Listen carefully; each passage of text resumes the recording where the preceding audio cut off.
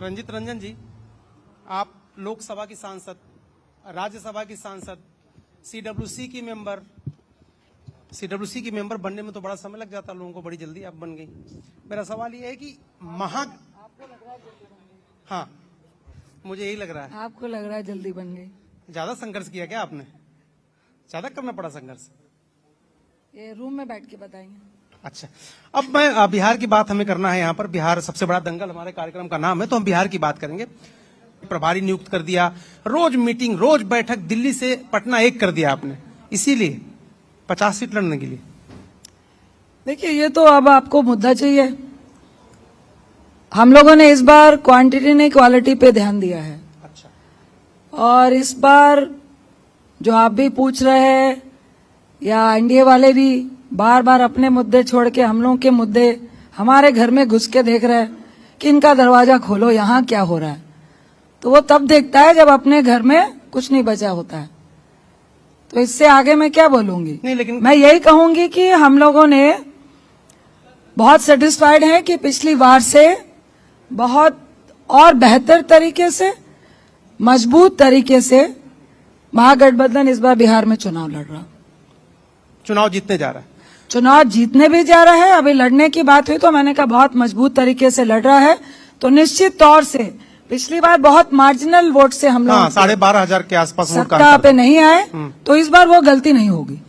लेकिन गलती तो हो गई ऑलरेडी, लग रहा है ऐसा, क्योंकि तेजस्वी यादव के नाम का ऐलान बहुत लेट आपने किया, सीटें आखिरी दिन तक बढ़ती रहीं। तो आखिर इतना सब कुछ अंतर क्यों रहा, विरोधाभास क्यों रहा? क्यों नहीं पहले आप लोग तय कर पाए?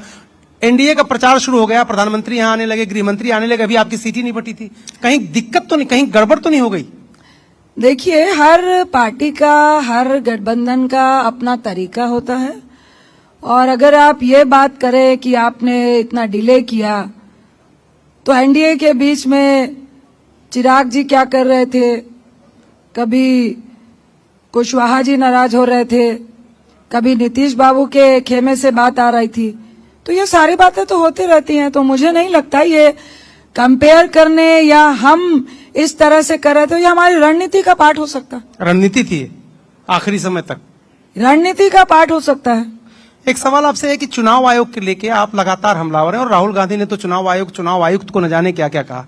अब ये बताइए कि तेजस्वी यादव ने उसने कहा कि हमको पहले से ही जानकारी मिल गई है कि चुनाव आयोग चुनावी प्रक्रिया को धीरे कर देगा जहां महागठबंधन के वोट हैं, जिन बूथ पर महागठबंधन मजबूत है। चुनाव आयोग में भरोसा है कि नहीं? आपको लग रहा है चुनाव फ्री एंड फेयर होगा कि नहीं? देखिए, अनफॉर्चुनेट है कि ये हमारी स्वतंत्र एजेंसीज होती हैं। सीबीआई हो गई, ईडी हो गई, चुनाव आयोग हो गया, और इस पे पूरे देश को गर्व होता है। बिल्कुल मैं कहूंगी कि जब से भाजपा की सरकार सेंट्रल में आई है, तो ये सारे स्तंभ को अपने कंट्रोल में रखने की कोशिश हुई है। और बहुत सारे लोगों को, आपको डीमोनेटाइजेशन से पहले हमारे रिजर्व बैंक का गवर्नर बदल दिया गया था, इसलिए क्योंकि लोग भी सुन रहे हैं। उसमें कोई राज था। अगर आप उनके कंट्रोल में नहीं रहेंगे तो आप हटेंगे, कंट्रोल में रह के उनका काम करेंगे तो आप कंटिन्यू करते रहेंगे। और यहाँ पे बहुत सारी ऐसी चीजें हुई हैं, चाहे महाराष्ट्र हो, हरियाणा हो, कर्नाटक हो, इवन बिहार हो, तो बहुत सारे ऐसे एविडेंस आए भी हैं जिसका क्लेरिफिकेशन नहीं मिलकर उल्टा हमारा राइट है कि हम कहेंगे कि चुनाव आयोग को आप कंप्लेन करते हैं, इलेक्शन में आप कंप्लेन करते हैं कि भाई फला जगह पे ये हो रहा है, हमारा राइट है। लेकिन आप उस राइट को दरकिनार करके हमारे लीडर को जो एलओपी है उसको बोले आप एफिडेविट दो। ऐसा कभी सुना है क्या? ये चुनाव आयोग बोलेगा क्या? किसकी शह पे बोल रहा था? किसकी शह पे बोल रहा था? सारी दुनिया को पता है, पूरे इंडिया को पता है। आप बता क्यों नहीं रही? तो निश्चित कहूंगी कि भाजपा वाले हैं जो पूरे कंट्रोल करके चल रहे हैं, जिसमें ईडी को भी कहा गया था कि भाई ईडी का मतलब एनफोर्समेंट डायरेक्टरशिप नहीं है, इलेक्शन डिपार्टमेंट ऑफ भाजपा है। तो बड़ी मुश्किल आपके सामने है। चुनाव आयोग स्वतंत्र है नहीं, ईडी स्वतंत्र है नहीं, तो पूरी दुनिया खिलाफ है आपके। तो आप किस आधार पर, जब आपको अंपायर पर ही भरोसा नहीं है, तो खेल खेलने कहाँ जा रही हैं? देखिए, चुनाव आयोग तो अंपायर है ना इस पूरे खेल का। देखिए, हम लोग चुनाव आयोग को टारगेट नहीं कर रहे हैं। हम देश की स्वतंत्र एजेंसीज को कंट्रोल करके आप अपोजिशन को खत्म करना चाह रहे हैं, देश के लोकतंत्र को खत्म करना चाह रहे हैं। देश के लोकतंत्र का रीढ़ की हड्डी क्या होती है? वोट। मेरा मर्जी, हम किसी भी पार्टी को वोट देंगे, मेरा राइट है, मुझे किसी को भी जिताना है, मैं जिताऊंगी। ये लोकतंत्र है, हमें अपने देश के लोकतंत्र पे गर्व है। आप लोकतंत्र को छीन रहे हैं, मेरा राइट छीन रहे हैं। मैं वोट देने जाऊंगी, मेरा वोट ही नहीं है, मैं जिंदा हूं, वहां पे दिखा रहा है कि डेथ हो गई है। अभी 65 लाख वोटर को आपने काट दिया और आप कह रहे हैं कि जांच कर लो, राइट? कब जांच कर लो? हमारा ऑब्जेक्शन क्या था?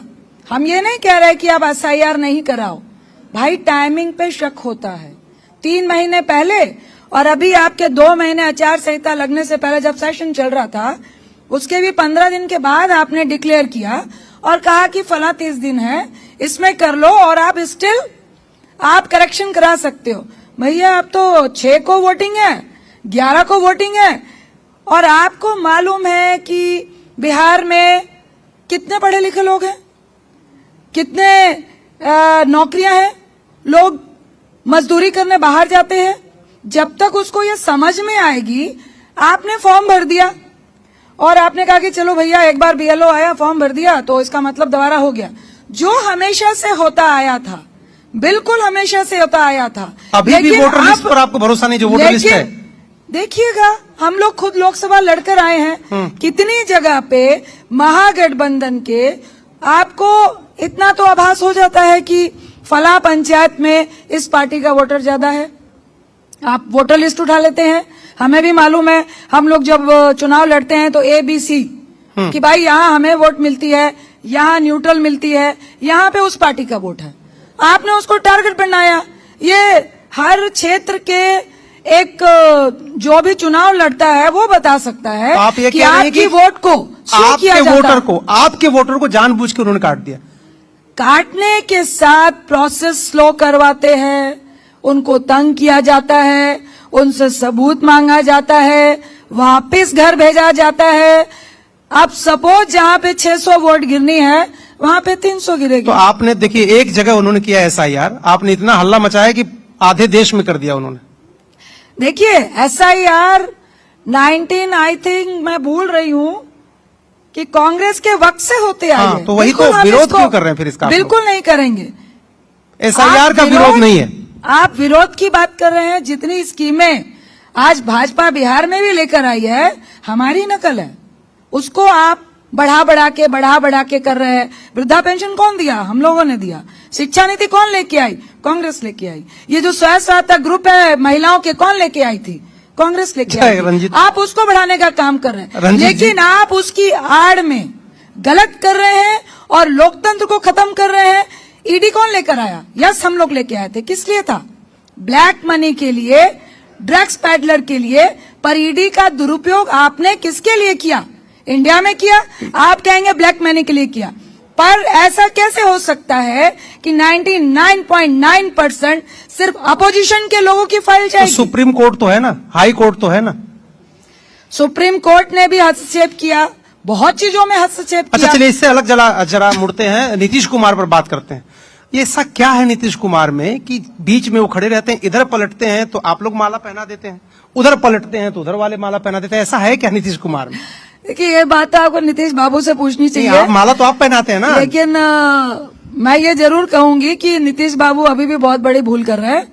ये अभी उनको झुंझुना पकड़ाया गया है, ये झुंझुना चुनाव के बाद उनका है नहीं। फिर आप संकेत दे रहे हैं भूल कर रहे हैं, भूल सुधार अगर कर लें तो आप लोगों को स्वीकार है। आप भूल सुधारने के लिए बहुत पीछे छूट गए हैं, लेकिन उन्होंने एक बार फिर से गलती की है। शाम हो गई क्या? सुबह का भूला शाम तक आ जाए तो शाम हो गई क्या? अब उनकी शाम 9 बार बदल चुकी है, तो मुझे अब तो क्या गारंटी 10वीं बार आप लोग माला नहीं पहना देंगे उनको? है कोई गारंटी? देखिए, हमारे माले की बात छोड़िए। हाँ। आप नीतीश बाबू अगर सुन रहे हो तो उनको मालूम है और वो कंफ्यूज तो हैं। और अभी भी जब उनको मुख्यमंत्री नहीं घोषित किया गया था और हमारे होम मिनिस्टर साहब देश के अमित शाह जी ने तो संकेत दे भी दिया था कि ये हमारे मुख्यमंत्री नहीं है, तो बाद में उनको करेक्शन करना पड़ा। अभी भी करेक्शन में ये नहीं कहा गया है नेतृत्व में लड़ रहे हैं, ये हमारे सीएम हैं, बाद में उनके जितने कैंडिडेट जीत के आएंगे वो ही चुनेंगे कि उनका सीएम कौन है। तो नीतीश बाबू को सोचना है।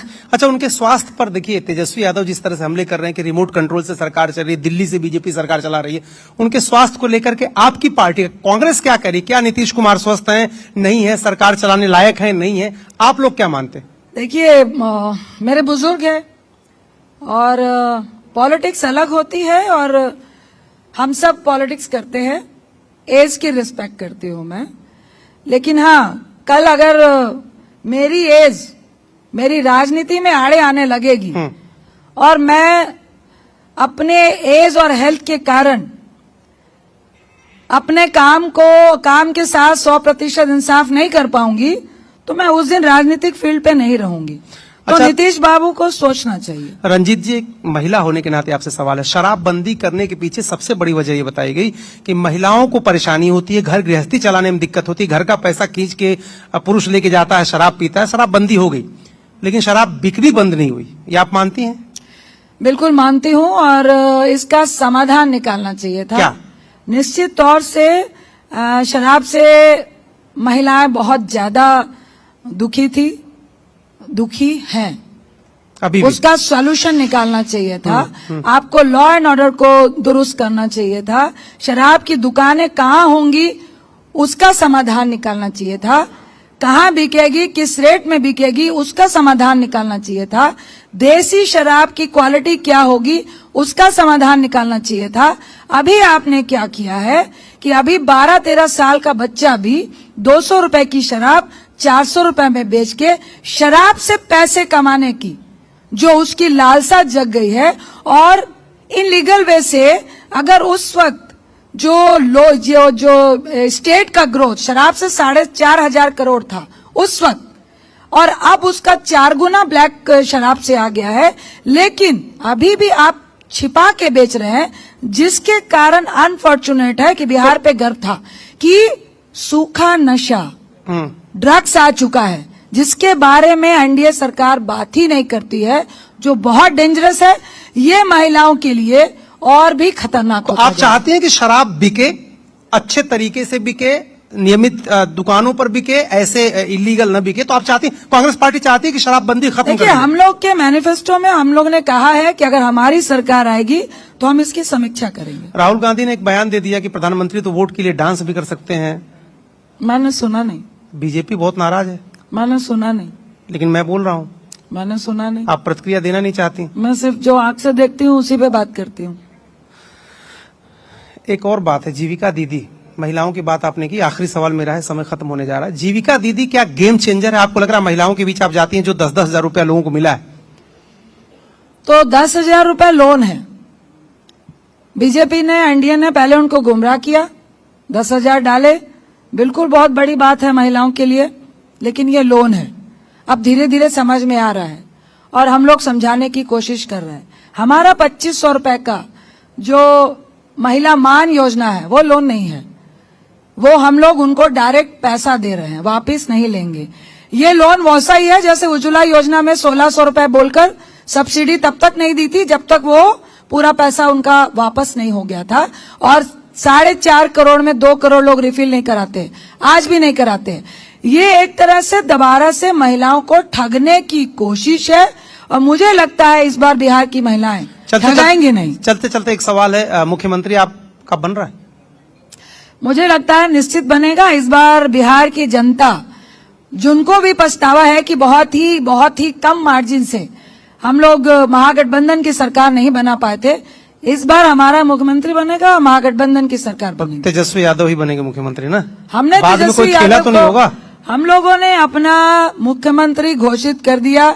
अब भाजपा की बारी है कि क्या अमित शाह जी यहाँ पे बैठ के एक बार बोलेंगे कि हमारा मुख्यमंत्री चुनाव जीतने के बाद भी नीतीश बाबू हैं।